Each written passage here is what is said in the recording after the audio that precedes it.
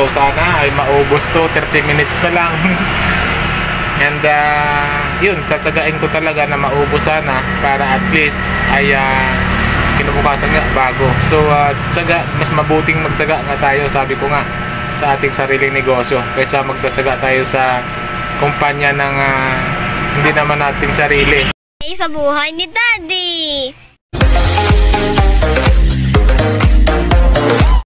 So, ayun mga idol, no, at mga kasari ay dito tayo ngayon sa ating pwesto, no, at kung napapansin nyo yung ating mukha ay namumula and maitim dahil kakatapos lang natin maligo doon sa Batangas, no? Kasama ko si Commander. Siguro iba-vlog ko rin yun pero edit ko muna kasi napakarami nga mga videos doon, no? And, para hindi umaba. And siyempre nag-vlog tayo ngayon to update sa ating sa tapos ng ating sari-sari store, no? Ito yung ating pritong manok. Nandito tayo ngayon and ayan, konti na lang, paubos na. Mag-vlog, sabi ko mag-vlog ako ngayon dahil wala, medyo mahina ngayon, ano, dahil Monday. So ayan, mayroon pa tayong natira, konti na lang din naman. So tsaga-tsaga muna tayo dahil ganun talaga ang life ng negosyante, no? Minsan mahina, minsan malakas. So kahapon Sunday ay wala tayong tinda, no, dahil Sunday rest day natin. And lumapit na lang ako sa camera mga idol at mga kasari dahil nga ay maingay dito, no. At siyempre ngayon ay Monday na naman, pero nung Saturday mga idol at mga kasari ay napakalakas natin nung Saturday at Friday. So ngayon Monday ay medyo mahina lang tayo ngayon, no. Pero paubos na rin, nagtatsaga lang ako. Ang oras ngayon ay 10:30 na ng gabi.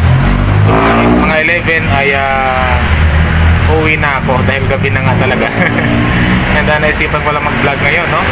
Mas mabuti yung magtsatsaga tayo dito sa ating pwesto, sa ating negosyo, kaysa naman magtsatsaga tayo sa ibang kumpanya na sila lang ang yayaman. So mas okay na tayo ay matsaga, no. And yan talaga ang pinakasekreto natin dito. Monday ganap sa ating tawag dito, pwesto ng ating pritong manok, no, mga idol, mga kasari. Ay kwento-kwento lang tayo ngayon dahil naisipan ko lang mag-vlog. Ako lang mag-isa dito ngayon dahil si Commander nandoon sa bahay, no, and mga bata. So may pasok sila, ako lang mag-isa dito. Siyempre sabi ko nga mag-vlog ako, ayan. Sabi ko mag-vlog na lang ako kahit na sandali, no. Para mayroon na tayong ma-share na naman, no. Salamat sa mga nag-subscribe dyan, no. Medyo mataas ang ating short videos, no, mga shorts videos ko. Kasi nga busy tayo dito, hindi nga ako nakakapag actual bintahan talaga ng live. Kasi nga ay pagka na-excite din tayo pag madaming customer, no. Iba yung pakiramdam pagka talagang dinudumog na tayo ng customer, para na tayong trumpo, umiikot-ikot dito sa loob. Napaka saya sa pakiramdam, napaka excited natin, no. And grabe kapag Saturday or Friday ang bintahan natin dito ay malakas tayo talaga. And thankful naman tayo sa ating mga customer, bumabalik sila, no, kahit na sa kabila ng meron tayong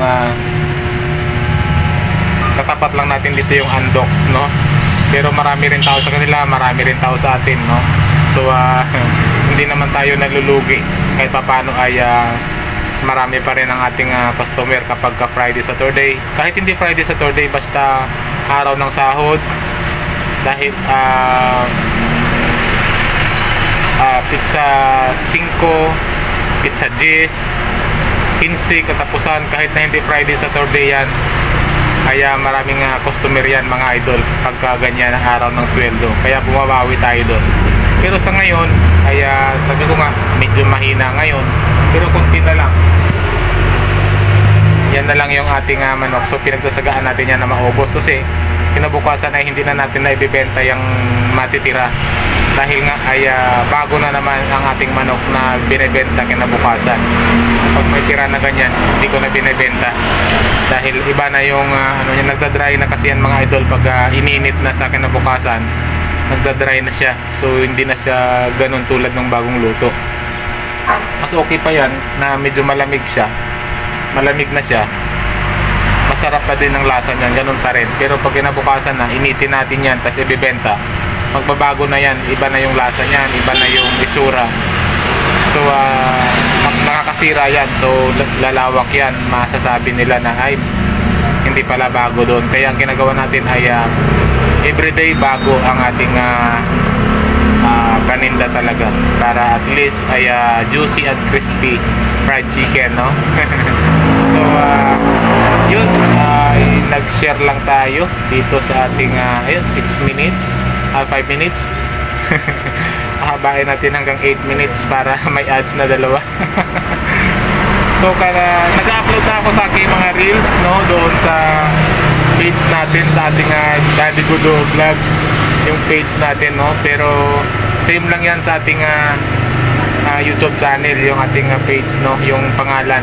And siyempre sa akin din na personal na Facebook, nag-upload din tayo doon. Yung mga galing kami doon sa Batangas, sa Monte Maria, no, napakalaking statue ng Pilipinas.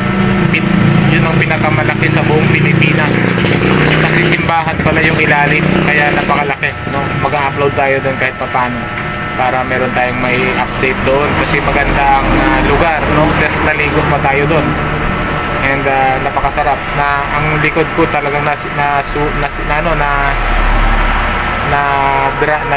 nasunog. Nasunog ang likod ko doon sa init, grabe. Kasi nagbabad talaga ako sa dagat dahil sinusulit ko, napakalinis ng dagat. Then tawag dito, maraming corals na maliliit, so nag-enjoy talaga ako, maraming isda. So sinulit ko talaga, kasama ko si Commander din, yung mga tropa rin sa kasama ko sa Riders Club. And ayun, ay dito tayo sa ating pwesto, no. Maya pagkatapos itong vlog ko ay sabi ko magliligpit na ako, no. Pag hindi nabili yan, uulamin ko na lang kasi alas 11 na. Magliligpit na tayo niyan kasi masyadong gabi na kinabukasan. Mahirapan na naman tayo magkumilos kapag puyat kinabukasan, no. Ang pinakamataas dito na hahantayin natin ay alas 11 ng gabi. So sana ay maubos to, 30 minutes na lang. And yun, tsatsagain ko talaga na maubos sana para at least ay kinabukasan nga bago. So tsaga, mas mabuting magtsaga nga tayo, sabi ko nga, sa ating sariling negosyo kaysa magtsatsaga tayo sa kumpanya ng hindi naman natin sarili. And yun, sa lahat ng mga negosyante dyan, no, ay talagang ganun ang buhay negosyante. Kahit sa ating sari-sari store ay may oras na mabenta, may oras na walang tao, may araw na mabenta. So ganun talaga. And yun, patuloy lang tayo mga idol at mga kasari sa ating naumpisahan, no. Ang sari-sari store natin ay medyo mababa talaga ang sales, no, dahil nga may mura nga sa ating kompetensya na wholesaler, kaya hindi na tayo masyado nag-wholesale, no. Ang Marlboro at saka yung Mighty ay yun ang malakas sa atin, no. Doon tayo bumabawi ng maramihan kasi para hindi siya pwedeng magtaas doon, hindi siya pwedeng, kasi isa lang talaga ang kukuha na nun, eh. So wala siyang magawa, di siya makapagbaba, di siya makapagtaas doon.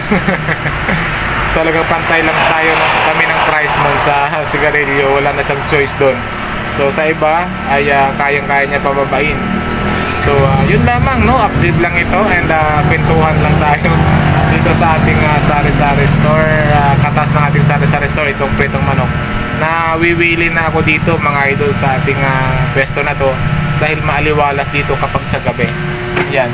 So at malamig dito, no, lalo na sa gabi, kaya gusto ko dito magbenta kaysa doon sa tindahan natin. Parang nagsasawa na ako sa sari-sari store. Kaya binabalak na natin na magpwesto pa ng isa nito kahit maliit lang makakuha tayo ng tao na mapagkatiwalaan, no? Para at least ay lalo pang lumago ang ating munting negosyo na natas ng ating sari-sari store. So nilalapit ko lang talaga ang camera, no? Halos magkadikit na kami ng camera dahil maingay dito, maraming sasakyan. So yun lamang, no? Maraming salamat sa mga suporta dyan natin, sa team kasari natin, and sa mga OFW dyan na patuloy na sumusuporta sa atin. Mag-ingat kayo palagi, no? And sa ating mga kasari dyan, mag-ingat din kayo palagi, and enjoy, happy sailing, and God bless. Mabuhay tayong mga Pilipino. Bye.